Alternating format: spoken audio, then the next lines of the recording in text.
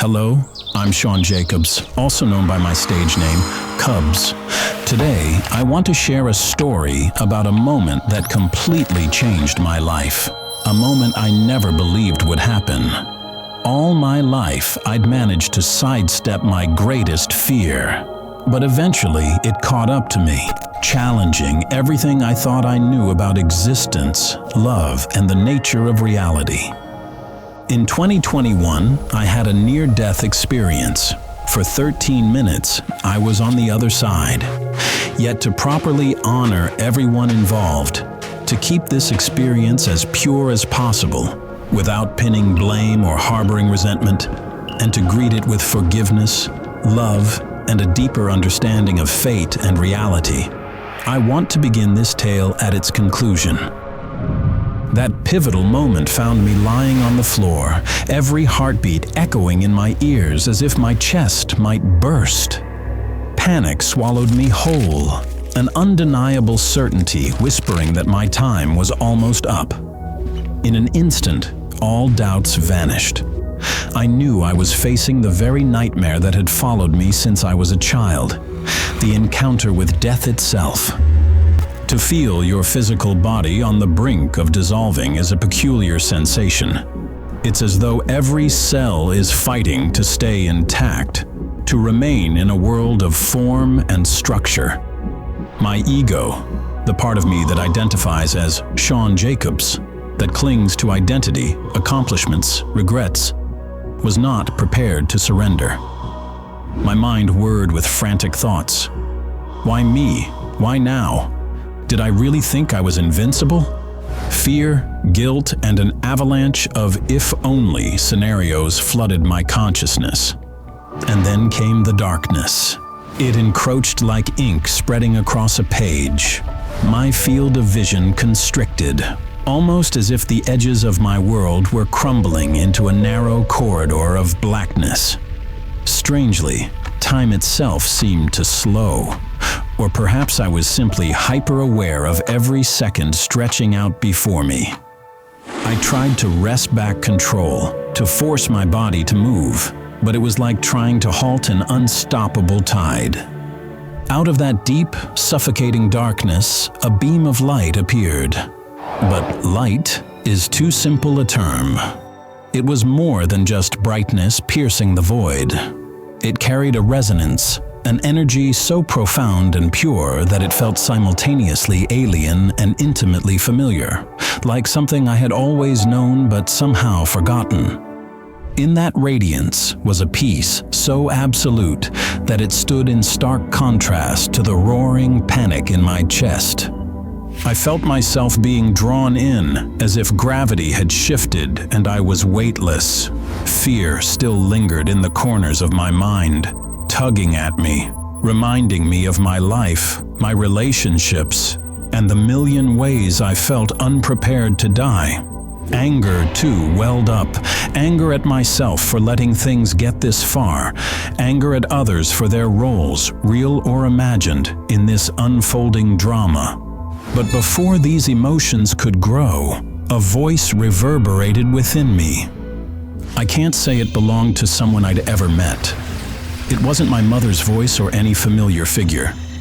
Instead, it emanated from somewhere so vast and infinite it defied definition. Like hearing the universe speak, it told me simply, let go, surrender to this experience.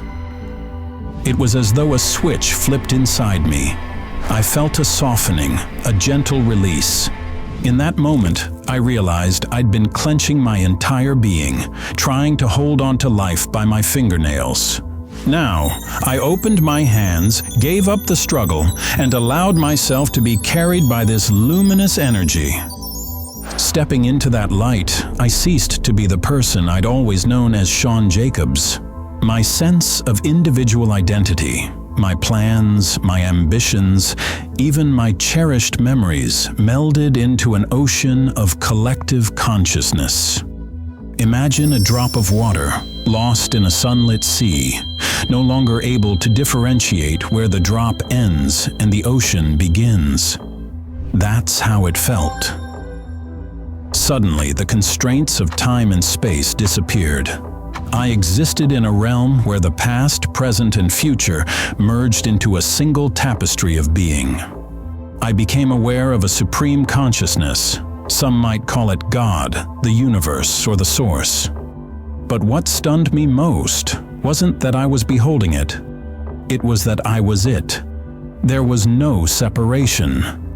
The very concept of separate dissolved, replaced by a rapturous unity that transcended words or thoughts. In that state, I didn't merely see or hear. I knew. I understood the interconnectedness of all life, every soul, every flicker of existence from the dawn of creation until now.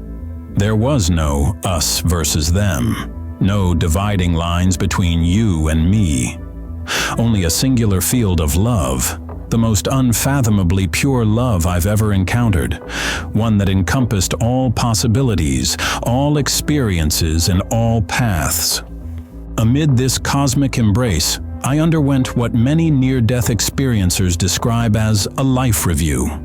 But it wasn't like watching a movie of my life scenes flashing by. It was deeper. I relived every significant event, from the triumphant to the tragic. I felt the dizzying excitement of performing my music in front of an audience that resonated with every note. I felt the quiet joy of a shared meal with friends, the warmth of spontaneous laughter. However, the most transformative aspect was the empathy. I didn't just recall what I had done. I experienced it from the perspectives of others involved.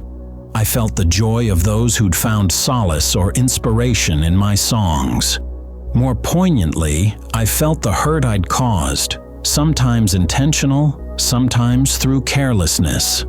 Every unkind word or dismissive gesture I'd once brushed aside took on a new weight as I experienced the pain others had felt.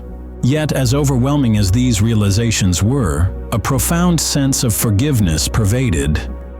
It seemed to come from all directions, from the people I'd wronged, from the ones who had wronged me, and most crucially, from myself. It was a forgiveness that carried no conditions, no justifications, only an acceptance that we are all learning, growing, stumbling toward the same truth, that love is at the core of all things. In that place beyond time, I grasped a fundamental truth. Life is a journey back to love.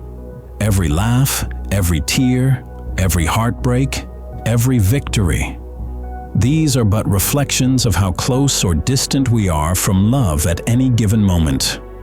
On the highest plane of awareness, our essence is love. I caught a glimpse of the true nature of God, not an external figure perched high above, judging and granting favors, but the cumulative oneness of everything. If there is a reason for the universe to exist in such a dualistic form, light and dark, joy and sorrow, it is for consciousness to experience itself in countless ways, to learn about love by both having it and momentarily losing it, then finding it again in new, ever-expanding forms. Such an understanding shed light on the dualities we wrestle with every day. Why is there suffering? Why do we hurt each other when deep down we all crave unity and affection? The answer, it seemed, lay in this cosmic dance. We are part of a grand tapestry where each thread weaves through lessons of separation and reunion, fear and love, heartbreak and healing. I'm not sure how long I dwelled in that realm, for time simply didn't exist there. Yet at some point I felt a tug, a summoning back into my physical form. It felt simultaneously comforting and jarring, like waking from the most beautiful dream to a stark fluorescent reality. When I opened my eyes, tears streamed down my cheeks, and my whole body quivered with the enormity of what I had just witnessed. In that moment, I knew I was no longer the same person I had been minutes, hours, or however long before. The perspective I'd gained in those 13 minutes of death overshadowed years, perhaps decades, of assumptions and beliefs. From that day on, the world revealed itself anew. I could no longer see life as a series of random events. Instead, it felt like intricate pieces of a massive puzzle, each interlocking with the next, forming patterns of connection I had never before noticed. Deepened empathy.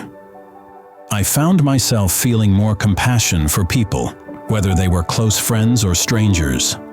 A casual comment that might have once irritated me now sparked curiosity.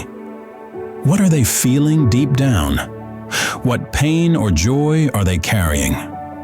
Shifting priorities.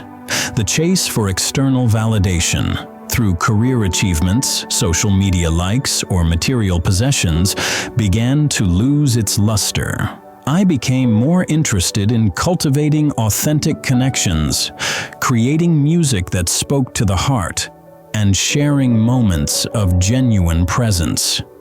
Healing old wounds. The experience prompted me to mend broken relationships and release grudges I'd held onto for years. It wasn't about excusing harmful behavior, but about understanding that we're all navigating our own challenges, shaped by personal traumas and insecurities. I realized humans often look outward for power or validation, because transcendental experiences can be overwhelming. It's easier, in some ways, to believe salvation or meaning exists beyond ourselves. But the epiphany I carried back was profoundly simple. We are the creators of our reality, and love is the foundation of all creation. It's as though we're each a strand in a vast cosmic web. When we tug on one strand, through an act of kindness, a word of support, or conversely, a moment of cruelty, it vibrates across the entire network.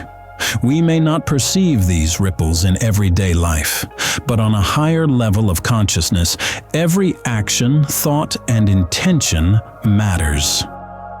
Each one contributes to the overall tapestry of reality. This realization has been both humbling and empowering. Humbling, because it underscores the immensity of existence. My life is but one note in an infinite symphony. Empowering, because it reminds me that every choice I make can amplify love or sow division. Near-death experiences are not magic wands that fix all of life's problems overnight. There's still a human journey to walk with struggles, doubts, and the ups and downs that define our mortal plane. Yet, having glimpsed what lies beyond the veil, I carry a different compass. I'm guided by an inner knowing that we are all expressions of the same divine source. All pilgrims converging on love, no matter our mistakes or detours. Yes, fear can still appear. I can still worry about the future or mourn lost opportunities. But now, a deeper part of me recognizes that fear is just a shadow of separation. A reminder to return to love, to the awareness of unity, to compassion and self-forgiveness. So if you are on a quest for answers, if you feel life is an unsolvable riddle, consider the possibility that nothing you seek lies outside of you. The very answers you yearn for, the whys and hows of existence, may already reside in the silent core of your being. We get so busy looking outward, we forget to look within. And if there is one overarching message that near-death taught me, it's this: we are love, not in some abstract, poetic sense, but in the most fundamental, literal way. Our essence, our source code, our shared heartbeat is love. And every moment spent in anger, division, or hatred is a moment spent forgetting who we truly are. I stand before you as a man reborn through that 13-minute journey. I'm still Sean Jacobs, still Cubs, still someone who laughs and cries and stumbles like anyone else. but I carry a lantern lit by that otherworldly light, a reminder of what we come from and what we ultimately return to. And in sharing this experience, I hope to plant a seed of remembrance in you, that beneath all the pain, all the joy, all the confusion, and all the hope, the simplest truth remains. We are love itself. We are the mirrors and the reflections, the journeys and the destinations, the questions and the answers. We are the creators and the creations. And in each breath, each heartbeat, we have the chance to remember, to awaken, and to let love guide us home. So wherever you are on your path, know that you are not alone. You are connected, cherished, and intimately woven into the grand fabric of existence. Let these words be a gentle invitation to look deeper, to find that spark of the divine within you, and to recognize that through it all, we are, and always will be, love. If this story resonates with you, please share your thoughts in the comments below. Don't forget to like and subscribe to discover more near-death experiences. Thanks for watching, and see you in the next video.